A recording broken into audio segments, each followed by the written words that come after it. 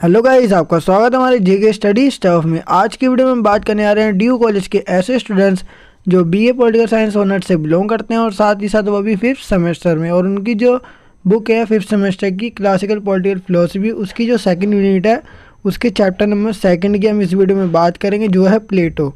ठीक है, इससे पहले मैं ऑलरेडी कई वीडियोस बना चुका हूँ इस बुक से रिलेटेड। अगर आपने वो वीडियो नहीं देखी है तो ऊपर आपको आई बटन दिख जाएगा, वहाँ पे क्लिक करके आप वीडियो की प्लेलिस्ट को ओपन करके वीडियो को देख सकते हैं। सो गाइस, शुरू करते हैं अपनी video. So without wasting time let's begin our video. So guys, जैसे कि हम पिछली वीडियोस में जान चुके हैं शिक्षा व्यवस्था के बारे में और प्लेटो से रिलेटेड जितनी भी इन्फॉर्मेशन थी उसके बारे में हमने रीड किया था। एंड उसके बाद हमने सबसे लास्ट वाला जो टॉपिक था अपना, वो था शिक्षा व्यवस्था। शिक्षा व्यवस्था के बारे में मैंने आपको थोड़ी सी इन्फॉर्मेशन बताई थी कि शिक्षा व्यवस्था को प्लेटो ने सबसे ज़्यादा क्या दिया था, महत्व दिया था, इम्पोर्टेंस दी थी। और प्लेटो ने शिक्षा के लिए दो प्रणालियों को मिलाने का प्रयास किया था। एक स्पार्टन मॉडल था और साथ साथ एक एथेनियन मॉडल था। ठीक है, स्पार्टन जो मॉडल था वो किस पर, वो डिसिप्लिन के ऊपर बेस्ड था। बाकी एथेनियन मॉडल वो कुछ न कुछ क्रिएटिविटी या पर्सनल लाइफ होती है उस पर बेस्ड था। ठीक है, और हमने थोड़े बहुत मतलब कि शिक्षा व्यवस्था का मतलब ये होता है कि केवल हमें ज्ञान ही प्रदान नहीं करना होता, बल्कि नैतिक सुधार से रिलेटेड भी उसके अंदर कुछ बातें रखी जाती है जिससे किसी व्यक्ति का विकास होता है। ठीक है, मतलब नैतिक सुधार एक तरीके से गुड मैनर्स की बात की जाती है या हैबिट्स सिखाई जाती है बच्चों को, जिसके कारण शिक्षा व्यवस्था बहुत ही ज़्यादा लोगों का विकास करने में एक तरीके से मददगार है। ठीक है, तो हमने इसके बारे में ऑलरेडी पढ़ चुके हैं और ये प्लेटो की थॉट्स थी। ठीक है, शिक्षा व्यवस्था के बारे में प्लेटो क्या सोचते थे तो उनके बारे में थी। अब हम इस वीडियो में जानेंगे शिक्षा व्यवस्था जो हमने अभी पढ़ी, प्लेटो की शिक्षा व्यवस्था की निम्नलिखित विशेषताएं थी। ठीक है, मतलब विशेषताओं के बारे में बात करेंगे। तो इसमें देखो जो सबसे इजी पॉइंट्स दे रखे हैं इस वाली बुक में, तो उसके अकॉर्डिंग मैं आपको बताऊंगा। ठीक है, प्लेटो की शिक्षा व्यवस्था की निम्नलिखित विशेषताएं थी। सबसे पहली विशेषता देखते हैं जो प्लेटो का क्या मानना था और वैसे भी शिक्षा व्यवस्था कैसी थी। ठीक है, उनकी शिक्षा प्रणाली केवल अभिभावक वर्ग के लिए थी। ठीक है, मतलब जो पहला वर्ग है और दूसरा वर्ग उन दोनों के लिए थी। बाकी तीसरी श्रेणी के अंदर जो भी लोग आते थे या फिर ग्रुप, जो थर्ड वाली जो चयन थी उसके अंदर शिक्षा व्यवस्था को महत्व नहीं दिया गया था। मतलब उसके अंदर ना शिक्षा लागू नहीं की गई थी। बाकी दो जो थे ना, पहला वर्ग और दूसरा वर्ग, जैसे शासक और सहायक, वो ही शामिल थे। देखो, उनकी शिक्षा प्रणाली केवल अभिभावक वर्ग के लिए थी, जिसमें शासक मतलब राजा और सहायक जो हेल्पर होते हैं वो शामिल थे। वह तृतीय श्रेणी अर्थात निर्माता वर्ग की शिक्षा को महत्व नहीं देते हैं। ठीक है, आगे देखते हैं। प्लेटो ने ना तृतीय वर्ग की जो भी शिक्षा थी उसको महत्व नहीं दिया, उसको इम्पोर्टेंस नहीं दिया। बाकी जो पहला वर्ग या दूसरा वर्ग है अपना अभिभावक वर्ग, उसको बहुत ज़्यादा इम्पोर्टेंस दिया उसकी शिक्षा को। अब देखो, प्लेटो के द्वारा राज्य नियंत्रित, मतलब राज्य जो होता है वो कंट्रोल, और राज्य द्वारा चलाई गई शिक्षा व्यवस्था को ही प्रोत्साहन किया गया था। प्लेटो ने किसको अप्रिशिएट किया था? केवल एक ही चीज़ को, वो थी कंट्रोल वाली, और वो कंट्रोल भी रखता था और वो ही चलाता था, वो था अपना राज्य। ठीक है, तो राज्य के द्वारा जो भी शिक्षा कंट्रोल में थी या फिर जो भी शिक्षा के लिए कुछ भी व्यवस्था चलाई गई थी, वो उसको प्रोत्साहन किसने किया था? प्लेटो ने। ठीक है, अब देखो, शिक्षा पाठ्यक्रम को संतुलित शारीरिक, मानसिक और बौद्धिक और नैतिक विकास के माध्यम से मानव व्यक्तित्व को समग्र रूप से, मतलब पूरी तरीके से विकसित करने के लिए तैयार किया गया था।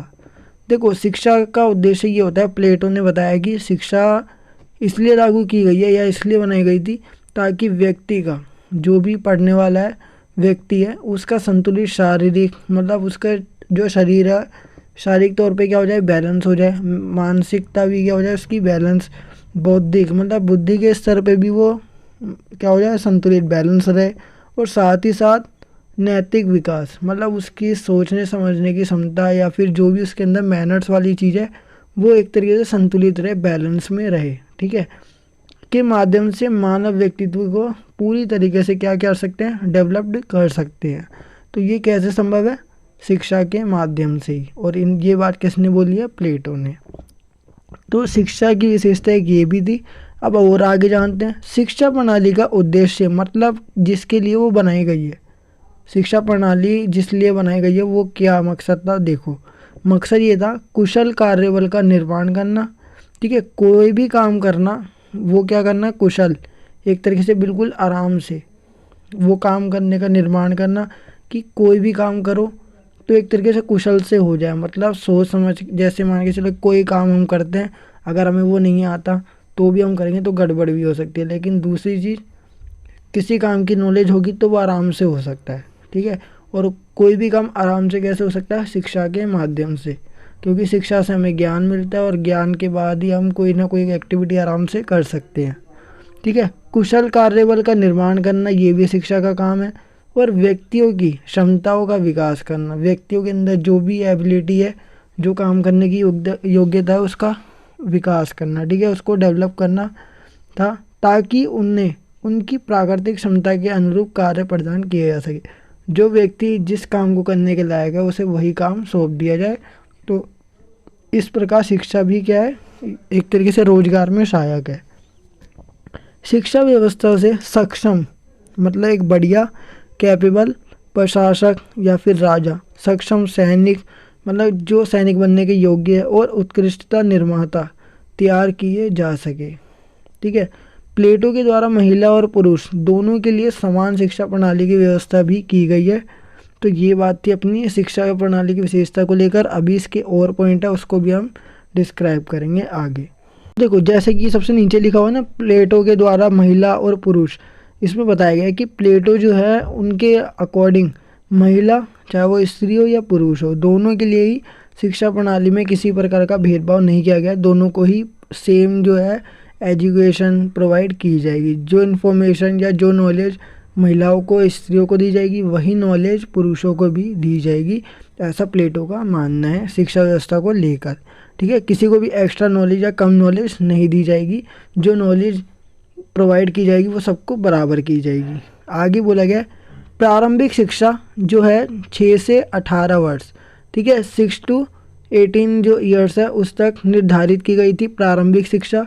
इस स्तर के पाठ्यक्रम में जैसे कि आज होता है कि प्राइमरी स्कूल होते हैं 1st to 5th तक होते हैं, 1st to 8th तक भी है, फिर उसके बाद जो होते हैं सेकेंडरी स्कूल भी स्टार्ट हो जाता है 6 to 12, ठीक है, फिर हायर होते हैं, ऐसे ऐसे कर करके डिवाइड कर रखे हैं। ऐसे ही इसमें कर रखे थे एज के ऊपर 6 to 18 ईयर्स के जो भी मतलब चिल्ड्रंस होंगे या चिल्ड्रन होंगे, बच्चे प्रारंभिक शिक्षा में आएंगे। और इसके अंदर क्या निर्धारित किया गया था वो देखते हैं।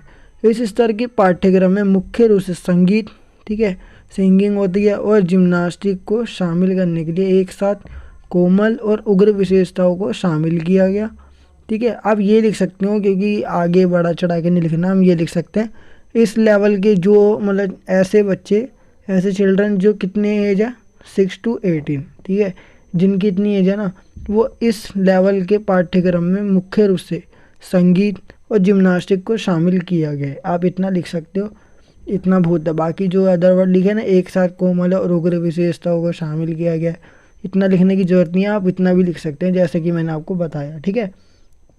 आगे देखते हैं, उन्होंने बच्चों द्वारा पढ़ी जाने वाली कहानियाँ, ठीक है, और साहित्य, संगीत और कहानियों पर राज्य के सेंसरशिप की सिफारिश की थी। बच्चों को आलसी या मौत से डरने से रोकने के लिए उदास या सुस्त संगीत बिल्कुल मना था, ठीक है, मतलब सैड सॉन्ग, ठीक है, या ऐसे सॉन्ग जिससे बच्चों को आलस आता हो, फुर्ती गायब हो जाती है, ठीक है, कोई भी काम करने में वो मतलब मगन नहीं हो पाते, काम नहीं कर पाते सही से। तो एक तरीके से हम कह सकते हैं कि इस प्रकार के जो भी संगीत थे वो मना थे। बाकी एनर्जेटिक सॉन्ग थे या संगीत थे उनके ऊपर वो कर सकते थे, और उनको शामिल भी किया गया था संगीत के विषय में, ठीक है। तो ये था जो प्रारंभिक शिक्षा प्राप्त कर रहे हैं जिनकी एज है 6 to 18, ठीक है, उसमें बांटा गया था। अब देखते हैं अगला। इसके बाद 2 साल का अनिवार्य सैन्य प्रशिक्षण निर्धारित किया गया था। मतलब जब प्रारंभिक शिक्षा पूरी हो जाती थी तो लोग बच्चों को क्या सिखाया जाता था, 2 साल का ना सैन्य प्रशिक्षण दिया जाता है, मतलब आर्मी की ट्रेनिंग भी दी जाती थी, या सैनिकों की ट्रेनिंग जिसे हम कहते हैं वो दी जाती थी। सैन्य प्रशिक्षण ये केवल पुरुषों को ही दिया जाता था, ठीक है। अब देखते हैं इसके बारे में और क्या लिखा हुआ है। सैन्य प्रशिक्षण के दौरान आत्मभोग या विलासिता, मतलब लग्जरी जो लाइफ होती है, लग्जीरियस लाइफ, वो मना थी, ठीक है। लग्जीरियस मतलब होता है विलासिता, ठीक है, लग्जीरियस जैसे कि एसी वगैरह, तो उनको विलासिता निषेध मतलब मना था। एक तरीके से उनको ऐसी ज़िंदगी जीनी थी सैन्य प्रशिक्षण के दौरान जैसे कि नॉर्मल ज़िंदगी से भी, हाँ नॉर्मल कह सकते हैं हम, ठीक है, नॉर्मल लाइफ जीनी होती थी उन्हें। उनको कोई भी चीज़ प्रोवाइड नहीं की जाएगी किसी के भी थ्रू। उनको ऐसी कोई थिंग्स या फिर कोई ऐसी चीज़ नहीं दी जाएगी जिससे उनको लगे कि हाँ हमें बहुत मज़ा आ रहा है, ठीक है, जैसे एसी वगैरह में सोना, तो इस प्रकार की कोई भी सुविधा उनको नहीं दी जाएगी। उनको लग्जरियस लाइफ से दूर रखा जाएगा सैन्य प्रशिक्षण के दौरान, ठीक है।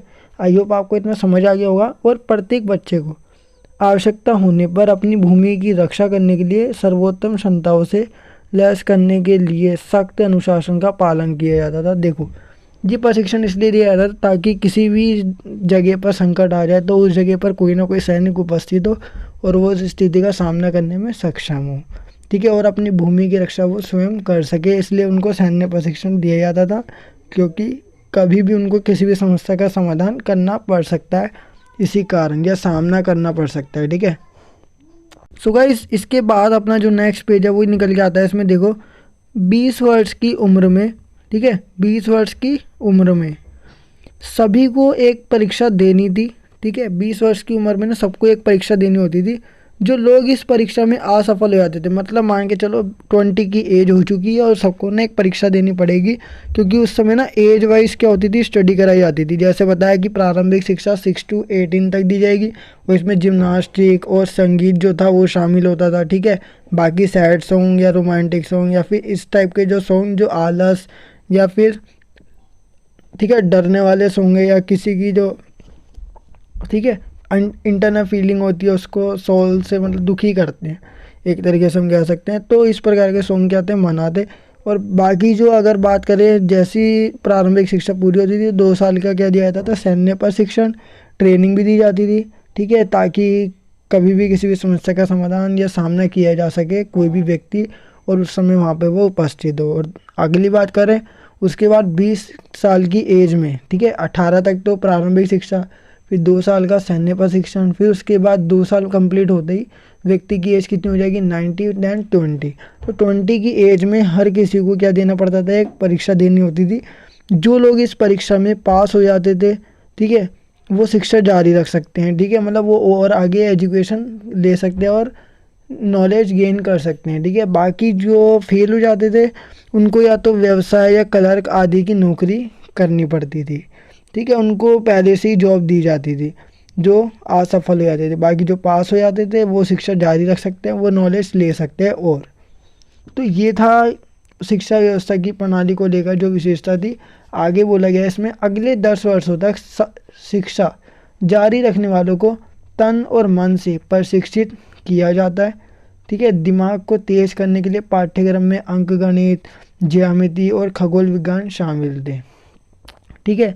अगर उनको दिमाग को तेज करना है तो अंकगणित जो मैथ के लिए होती थी, ज्यामिति भी और खगोल विज्ञान ये शामिल होते थे। इससे दिमाग तेज और कर सकते थे, मतलब उनको इन नॉलेज गेन करने के लिए बहुत सारी चीज़ें दी जाती थी, ठीक है। जैसे आज हम करते हैं नॉलेज गेन करने के लिए हम एसएससी, आईएएस वगैरह इन सब के एग्ज़ाम दे सकते हैं, ठीक है। और इनकी प्रिपरेशन में ही जो माइंड है वो ब्रेन बढ़िया हो जाता है, ठीक है, एक तरीके से, क्योंकि बहुत सारी इन्फॉर्मेशन हमें पहले कलेक्ट करनी पड़ती है, नॉलेज मिलने के बाद ही हम एग्ज़ाम में कुछ कर सकते हैं। तो ऐसे ही इसके अंदर होता था 10 साल तक शिक्षा जारी रखने वालों को तन और मन से प्रशिक्षित किया जाता था, ठीक है। आगे बोला गया फिर से 30 साल की उम्र में, ठीक है, फिर से 30 साल की उम्र हो गई 10 साल बाद, ठीक है, 30 साल की उम्र में इस स्तर पर परीक्षा दे। जो पास होंगे वे शिक्षा जारी रख सकते हैं, जो इस स्तर पर फेल होंगे वे सहायक बनने के योग्य होते हैं, ठीक है। मतलब जो पास होंगे वो शिक्षा दोबारा जारी रख सकता है 30 की एज में, लेकिन जो फेल हो जाएगा 30 की एज में वो सहायक बनने के काबिल बन जाता है, मतलब वो हेल्पर बन सकता है अब, क्योंकि उसको थोड़ी सी नॉलेज है। वो क्लर्क या बिजनेस की नौकरी नहीं करेगा, अब उसको क्या दिए जाएंगे, सहायक, मतलब हेल्पर या हेल्प वो कर सकता है वाली नौकरी दी जाएगी।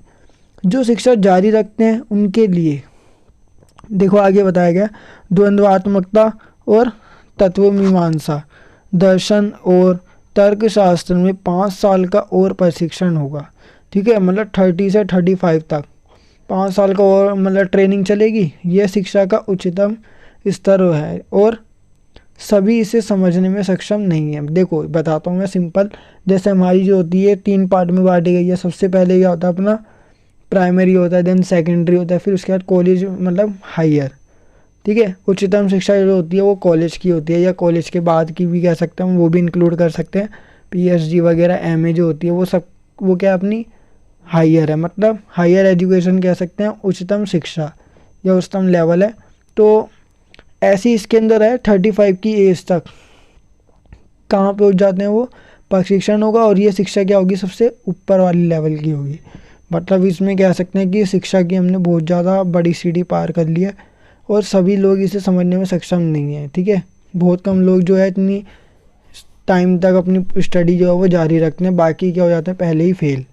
35 वर्ष की आयु में छात्रों को सरकार में काम, और आगे क्या बोला गया इसमें, सरकार में काम करने का प्रत्यक्ष अनुभव प्राप्त करने के लिए सैन्य और राजनीतिक कार्यालयों में कनिष्ठ पदों पर इंटर्न के रूप में रखा जाएगा। ठीक है, मतलब एक तरीके से गवर्नमेंट जॉब या सैन्य जो होते हैं वाली जॉब उनको मिल जाएगी, और कनिष्ठ पदों पर इंटर्नों के रूप में भी उनको रखा जाएगा।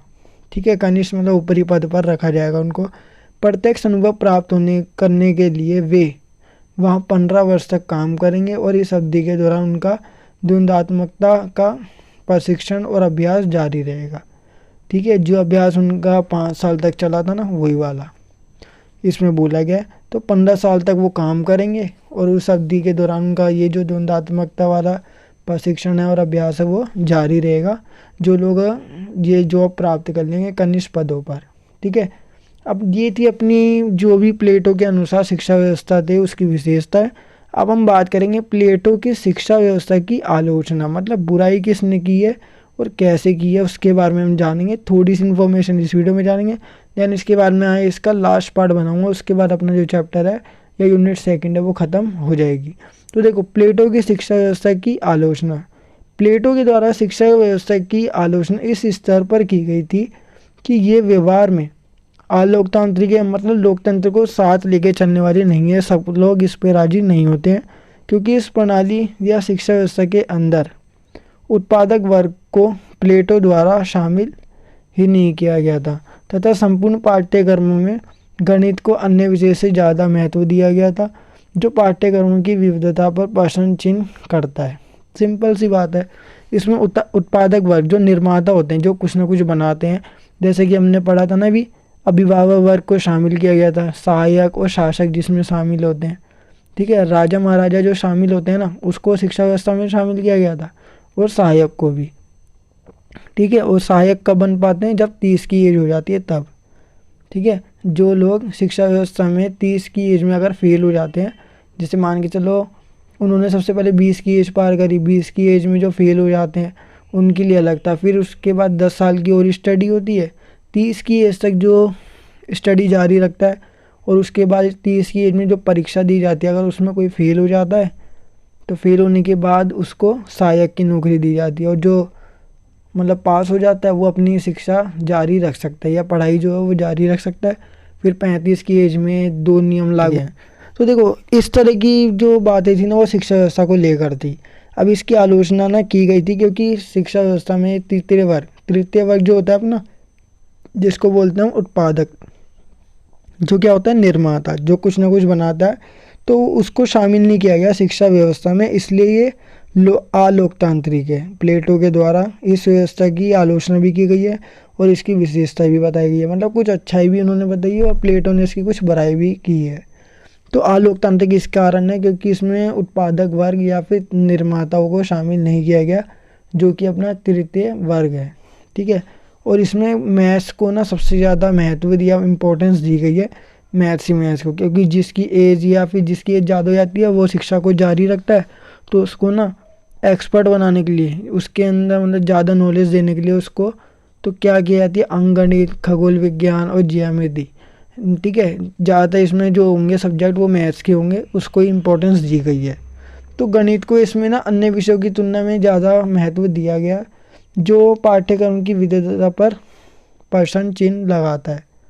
इतिहास और साहित्य जैसे विषयों को अधिक महत्व ना देना भी प्लेटो की शिक्षा व्यवस्था की आलोचना का एक कारण रहा था। ठीक है, हिस्ट्री और साहित्य जैसी विषय है ना, उसको ज़्यादा इम्पोर्टेंस नहीं दी गई है शिक्षा व्यवस्था में, केवल मैथ्स को ज़्यादा दी गई है। ऐसी व्यवस्था में व्यक्ति की स्वायत्ता मतलब आज़ादी क्या हो जाती है, छुप जाती है। ठीक है, व्यक्ति कोई भी कार्य आज़ादी से नहीं कर सकता ऐसी शिक्षा व्यवस्था में। आई होप आपको इतना समझ आ गया होगा। पत्नी एवं संपत्ति का साम्यवाद, तो इसके बारे में हम सेकंड वीडियो में बात करेंगे, क्योंकि ये अपना जो कॉन्सेप्ट है वो पूरा नहीं है। आई होप आपको ये वीडियो ज़रूर पसंद होगी। अगर आपको ये वीडियो पसंद है तो वीडियो को लाइक शेयर कमेंट करना बिल्कुल ना भूलिए, और साथ ही साथ अगर आप हमारे चैनल पर नए हो तो चैनल को सब्सक्राइब एंड बेल नोटिफिकेशन पर क्लिक करके आप हमारी आने वाली हर वीडियो की नोटिफिकेशन को तुरंत पा सकते हैं। सो गाइस, मिलते हैं अपनी नेक्स्ट वीडियो के साथ। So thanks for watching this video.